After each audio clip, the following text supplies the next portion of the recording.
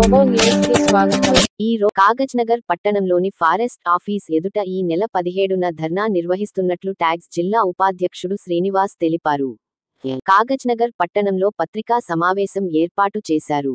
గత సంవత్సరానికి సంబంధించి తూనికాకు కూలీల డబ్బులు పెండింగ్లో ఉన్నాయన్నారు. కూలీల డబ్బులు కళ్లేదారుల ద్వారా పేమెంట్ చేయాలని డిమాండ్ చేశారు. ఎడ్సెట్ నోటిఫికేషన్ విడుదల.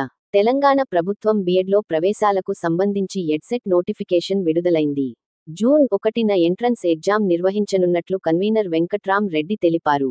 ఎల్లుండి నుంచి దరఖాస్తుల ప్రక్రియ ప్రారంభం కానుండగా మే 24 వరకు లేట్ ఫీజుతో స్వీకరిస్తామన్నారు. ఎస్సీ, ఎస్టీ, దివ్యాంగులు రూ. 550, మిగతావారు రూ. 750 ఫీజు చెల్లించాలని పేర్కొన్నారు.